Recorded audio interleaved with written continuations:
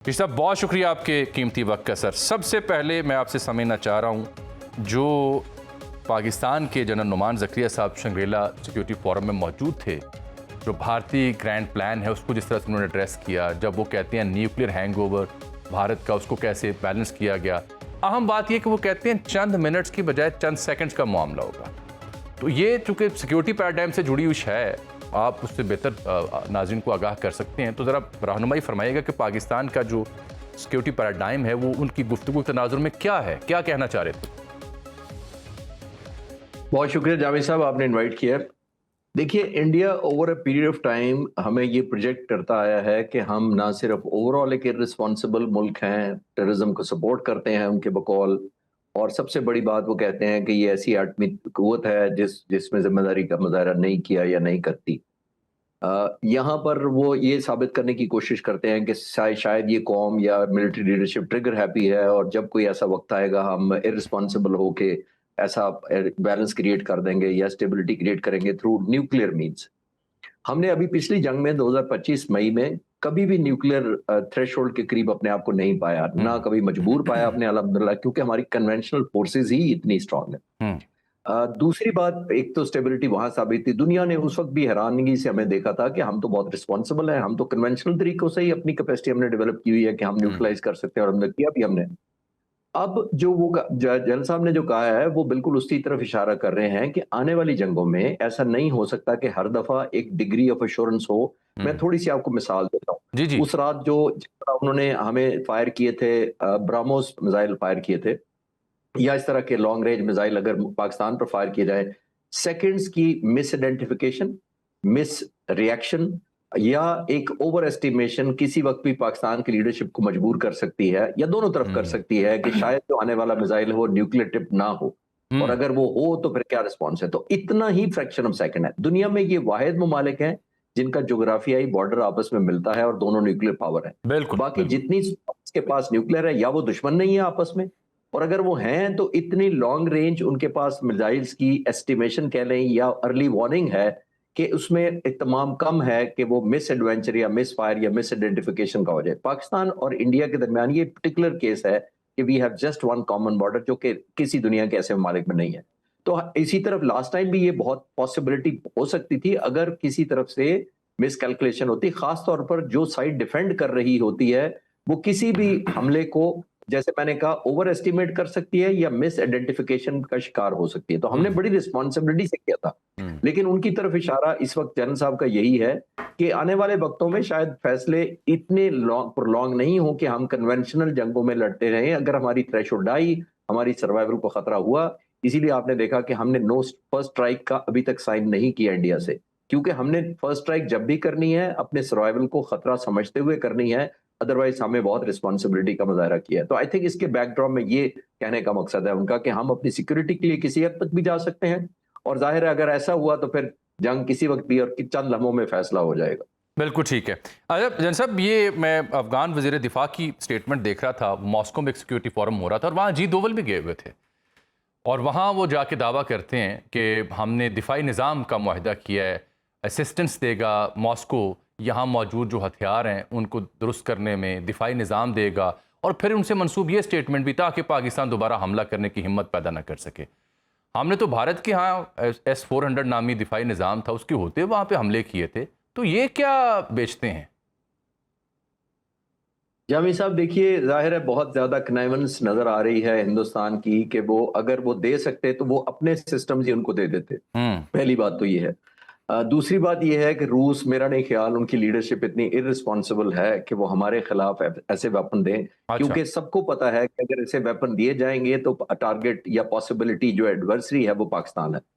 दूसरा, हमारा एक और कोलैबोरेशन जरूर हमें याद रखनी चाहिए कि जो चाइना और रूस के दरमियान है और हमारी और चाइना के दरमियान है, ये इतना आसान नहीं होता, क्योंकि जाहिर है जो भी हमारे जहाज इस्तेमाल होते हैं या वेपन्स इस्तेमाल होते हैं वो चाइनीज भी हैं उसके अंदर शामिल, J-10C, F-16 के अलावा JF-17 थंडर। मैं स्पेसिफिकली नहीं कह रहा कि इस टारगेट के लिए कब इस्तेमाल होते हैं, लेकिन हमारे पास फ्लीट तो यही है। तो इसका मतलब ये है कि भी चाइना अलाउ करेगा कि हमारी एयर पावर जो है उसको रशियन मिसाइल्स काउंटर करें। मेरा ख्याल है बहुत ही अनयूजुअल और अफसोसनाक सूरत हाल होगी। तो I am sure Pakistan China पर और चाइना रूस पर और पाकिस्तान डायरेक्ट भी चाइना पर और रूस पर इन्फ्लुएंस डायरेक्ट भी करेगा कि ऐसी कैपेसिटी ना बिल्ड की जाए, नंबर वन। दूसरी बात यह है कि चाइना तो हमारे साथ इतना लॉन्ग टर्म एसोसिएशन है, वो अपना प्रेशर बिल्ड करेगा ही, लेकिन रूस भी बहुत ज्यादा लीवरेज हासिल करना चाहेगा अफगानिस्तान से इन बारगेन। अगर वो हमारे खिलाफ इतना बड़ा रिस्क लेता है तो अफगान तालिबान के पास क्या देने को है? आमतौर पर बायलैटरल रिलेशंस के अंदर कोई ट्रेड होता है, कोई इकोनॉमी होती है, कोई एक्सचेंज ऑफ टेक्नोलॉजी होती है, तो रूस को अफगानिस्तान क्या दे सकता है सिवाय प्रॉक्सी वॉर के? अगर तो वो ये डिक्लेयर करे कि प्रॉक्सी वॉर करनी है उसने, तो फिर दुनिया रूस को भी उसी तरह पिन डाउन या करेगी, या एक किस्म का तनकीद का निशाना रूस को भी सामना करना पड़ेगा कि रूस ने बारगेन में क्या लिया है। अब आपके पास देखने को क्या है कि अफगानिस्तान क्या एक्सपोर्ट करेगा? ना एग्रीकल्चर है, ना टेक्नोलॉजी है, ना कोई आईटी है, ना कोई फूड और एग्रीकल्चर का उसका क्या चीज है जिसको एक्सपोर्ट करता है सिवाय टेररिज्म के? तो मेरा नहीं ख्याल कि रूस इतना इररिस्पॉन्सिबल एक्ट करेगा। ये मोर ऑफ प्रोपेगेंडा लग रहा है, और खासतौर पे हमारे ईस्टर्न बॉर्डर दोवल साहब की तरफ से ज्यादा ये ख्वाहिश हो सकती है। ये जहां पे आप ये बात करते हैं कि जी ये क्या बदले में एक्सपोर्ट क्या करेंगे, ये बड़ा अहम सवाल है आपका, लेकिन इससे पहले एक और बुनियादी नोयत का सवाल है कि इस कदर अहम, अगर बिलफर्ज ये दुरुस्त खबर भी है, दिफाई निज़ाम लेना है या फौजी ताउन बढ़ाना है, तो उसके लिए जो रकम है, जो खजाना है, वो कहाँ से आया? क्या दरख्तों पर लगे हुए हैं? कहाँ से फंडिंग होगी वो? जामी साहब, फंडिंग के अलावा भी बात है। फंडिंग तो इंडिया कह सकता है कि हम आपको गिफ्ट करते हैं, लेकिन वो प्लग एंड प्ले नहीं होता। ये कोई हमारा टेलीविजन या वीडियो गेम नहीं है कि आप अगर प्लग इन करेंगे या लैपटॉप खोलेंगे तो काम करना शुरू कर देगा। ये टेक्नोलॉजी होती है, इसकी ट्रांसफर होती है, उसकी ट्रेनिंग होती है, फिर उसकी इंटीग्रेशन होती है। मेरा नहीं ख्याल कि अफगानिस्तान का कोई एडवांसमेंट मिलिट्री कितनी है कि वो इतनी जल्दी एब्जॉर्ब कर सके, नंबर वन। और फिर जैसे आपने खुद ही याद करा दिया कि ईस्टर्न साइड पर भी अल्हम्दुलिल्लाह S-400 को अगर इंडिया जैसे मुल्क को हम नॉकआउट कर सकते हैं, तो वो सबक शायद वो इंडिया को साथ अगर जो सपोर्ट कर रहा है रूस को, कि अगर कोई ऐसे वेपन दे, तो इंडिया को अपने सबक चाहे हमें नाम बताएं, लेकिन तालिबान को और रूस को वो सबक भी जरूर बता देने चाहिए जो उन्होंने हमसे सीखे हैं। तो मेरा नहीं ख्याल इतना आसान टेक्नोलॉजिकल ट्रांसफर, उनकी ट्रेनिंग, उनकी इंटीग्रेशन, कॉस्ट का मैं फैक्टर निकाल भी दूं तो मेरा नहीं ख्याल रूस इतना मेक सेंस। सर आ जाते हैं जरा अमेरिका ईरान मामला, पूरी दुनिया इसने जकड़ में ली हुई है और कभी लगता है आज मुज़ाकरात कामयाब हो गए, डील हो गई, लेकिन फिर रात की सूरत हाल बदल जाती है। अब भी ये स्टेलमेट का शिकार है और अब तो तस्नीम न्यूज़ एजेंसी बता रही है कि पैगामात का तबादला रोक दिया ईरान ने, पाबंदियाँ लग रही हैं उनके ऊपर। इस बीच में CNN ने बड़ी अहम खबर दी है कि ये जो 69 टनल थी उनमें से 50 जो हैं वो अनब्लॉक कर दी हैं, जिसके बारे में अमेरिका ने दावा किया कि इनकी एंट्रेंस हमने तबाह कर दी थी और 80% मिसाइल टेक्नोलॉजी और फलां जो ट्रम्प साहब दावा करते हैं। तो CNN कह रहा है कि इन्होंने बड़ा हैरत अंगेज तरीके से रिपेयर कर लिया है इन तमाम पार्ट्स को, बेसिस को, including roads that the US and Israel bombed to prevent missile launchers from using them. Satellite images का वो जिक्र कर रहे हैं कि वो बताते हैं कि almost all these craters have not been filled and at 2 sites even repaved. इससे क्या मुराद लीजिए, कैसे ये मुमकिन हो सकता है? जामिद साहब देखिए, इस जंग से जो पिछली भी हुई थी जून 2025, उससे पहले भी मैं इसका मुताला कर रहा था कि इन्होंने अपनी कैसे इंफ्रास्ट्रक्चर कैसे डेवलप किया है, खास तौर पर सर्वाइवेबिलिटी पॉइंट ऑफ व्यू से। और आपको याद हो, आपके प्रोग्राम मैंने पहले भी एक दफा अर्ज किया था, जब जंग अनलीश हुई थी तो मैंने उस वक्त कहा था कि अमेरिका ने क्लियर कट जंग जीत के दिखानी है, वॉर ट्रॉफी दिखानी है, ईरान ने सिर्फ सर्वाइव करना है और सस्टेन करना है। आज भी देखिए, ईरान को डे वन से नहीं 47 सालों से ये पता है कि जब भी जंग हुई अमेरिका और इसराइल जैसे मुल्क के खिलाफ होनी है, दुनिया की नंबर 1 एयरफोर्स से होनी है जिसके पास मिलिट्री माइट है अमेरिका, उसके खिलाफ होनी है। उसको ये पता है कि मैंने सिर्फ अगर हर जो इंफ्रास्ट्रक्चर बनाना है वो अगर मैं बॉम्ब प्रूफ नहीं बना सकता तो बॉम्ब रेजिस्टेंट जरूर बनाऊंगा, नंबर 1। दूसरा, वो इतने बेवकूफ नहीं है कि उन्होंने 1 माउथ टनल या 1 एंट्रेंस रखी हुई है। ईरानियन ने ये पहाड़ी, अगर आप सिर्फ कोस्टल एरिया को मुलाहिजा कर लें जहां से ये स्टेट ऑफ हॉर्मुज़ कंट्रोल कर रहा है, ये जैसे मैंने अर्ज किया कि ये तकरीबन पाकिस्तान से दुगना उसका ज्योग्राफिया है, इराक की निस्बत 4 गुना बड़ा है, फिर 50% उसका रॉकी माउंटेन्स है ईरान की। तो जो रॉकी माउंटेन है उसको उन्होंने बहुत जबरदस्त कंसीलमेंट और कैमोफ्लेज के लिए इस्तेमाल किया है। और ये उन्होंने बैकअप एक, जिसको कहते हैं ना एग्जिट एंड एंट्री, एक नहीं रखी कि अगर अमेरिकन उधर बंकर बस्टर या कोई बॉम्ब मार दे तो इसका मतलब है पूरी टनल क्लैप्स कर जाएगी। उन्होंने ऑल्टरनेट पैसेजेस रखे हुए हैं, रॉकेट लॉन्चर्स मुख्तलिफ साइड से लॉन्च करते हैं।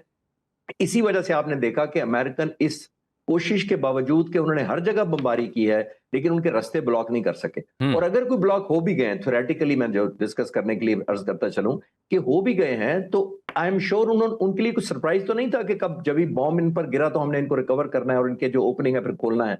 उन्होंने आई एम श्योर मशीनरी तैयार की होगी। जैसे हमारा एक छोटी सी मिसाल देता हूं, जब रनवे पर बॉम्बिंग होती है तो हमारी रैपिड रनवे रिपेयर मशीनरी तैयार होती है। ये रनवे पर जब बमबारी किसी एयरबेस पर होती है तो ये नहीं होता कि अब क्या करें क्योंकि रनवे तबाह हो गया, वो मशीनरी स्टैंड बाय होती है हर वक्त। अब जहाज जाएंगे तो रैपिड रनवे रिपेयर शुरू हो जाता है ताकि जहाजों का अपना टेक ऑफ और लैंडिंग कराई जा सके। उसी तरह इन्होंने अपने सिस्टम बनाए हुए हैं, टनल्स का रिकवरी मोड भी इनका बहुत स्ट्रांग है। ये तो है एक पहलू सर। इससे जुड़ा दूसरा छोटा सा ज़िमनी सवाल कि ये अब बीबीसी ये बता रहा है कि वो भी सैटेलाइट इमेजेस लेके आ गए।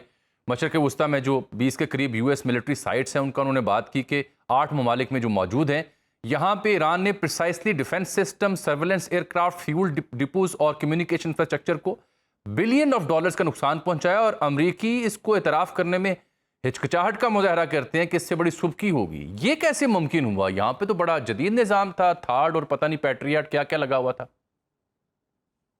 जावेद साहब, ये तो सारी जंग हुई ही मिसकैलकुलेशन पे है। अच्छा, अपने आप को ओवर एस्टिमेट किया, दुश्मन को अंडर एस्टिमेट किया। अब इसी वजह से जिस पर आप इंट्रोडक्शन में आप कह रहे थे कि अब बहाने हैं, अब डिले किया जा रहा है, अब जुबान सख्त होती जा रही है। मैं कल एक आर्टिकल पढ़ रहा था, हार्वर्ड यूनिवर्सिटी के प्रोफेसर हैं, प्रोफेसर स्टीवन बॉल्ट उनका नाम है, और उन्होंने बड़ी अच्छी बात कही। उन्होंने कहा कि प्रेसिडेंट ट्रंप को अभी भी should cut the losses and accept the reality. Cut the losses का मतलब है कि अब बहुत ज्यादा हो गया, आपने यहाँ पे नुकसानात का अंदाजा यहीं पे रोक लें क्योंकि इससे ज्यादा पर नुकसान होगा। मेरा भी मानना यह है कि प्रेसिडेंट ट्रंप के पास या तो बुरी ऑप्शंस हैं या बहुत बुरी ऑप्शंस है। तो आई थिंक उनको अभी चूज करना चाहिए, वो अच्छी ऑप्शंस या आइडियल या वॉर ट्रॉफी की नजर में मेरा नहीं ख्याल कि आने वाले वक्तों में कोई हालात होंगे। हाँ, अगर ऑप्टिकली उन्होंने कोई बमबारी करके उसको फतह डिक्लेयर करनी है, जैसे उन्होंने रजीम चेंज का कहा कि ये तो हो चुकी है, उसको तो कोई नहीं रोक सकता उनको। लेकिन मेरा ख्याल ये है कि ईरान ने, मैंने जैसे पिछले सवाल के जवाब में अर्ज किया कि सस्टेन करने के लिए हर सिस्टम को वो मैन्युफैक्चर करने के साथ ही उसकी सर्वाइवेबिलिटी की बातें करते हैं, उसको सस्टेन करने की बात करते हैं। तो इस वजह से ईरान का सिस्टम ने कम बैक भी किया है, उस तरह तबाही भी नहीं अमेरिका मचा सका इजराइल के साथ मिलके। इसीलिए जैसे मैंने अर्ज किया कि वो कम बैक, अभी तो वैसे ही सीजफायर हो गई है तो उनको गोल्डन अपॉर्चुनिटी मिल गई है। और जब भी, आखिरी जुमला इसके ऊपर यह है, जब भी बहुत सुपर पावर और इतने छोटे मुल्क के खिलाफ होता है तो जो सीज फायर होता है वो छोटे मुल्क को जो डिफेंड कर रहा होता है उसको ज्यादा फायदा होता है, क्योंकि अमेरिका ने कोई अपनी कैपेसिटी नहीं डेवलप करनी, ईरान ने कम बैक करना है। जो इनकी डिस्ट्रक्शन हुई है, जाहिर है सारी तो नहीं हो सकती, बहुत साल लगेंगे, शायद दिहाइयां लगे, लेकिन बहुत ज्यादा जो वॉर फाइटिंग है, जो रिस्पॉन्स उनका है, उनको उन्होंने बहुत हद तक रिकवर कर लिया। ऑलमोस्ट मैंने पढ़ रहा था कि 70% जो रॉकेट लॉन्चर साइट्स हैं उनकी दोबारा ऑपरेशनल हैं and ready to receive any incoming threat अगर कोई हुई अमेरिका की तरफ से।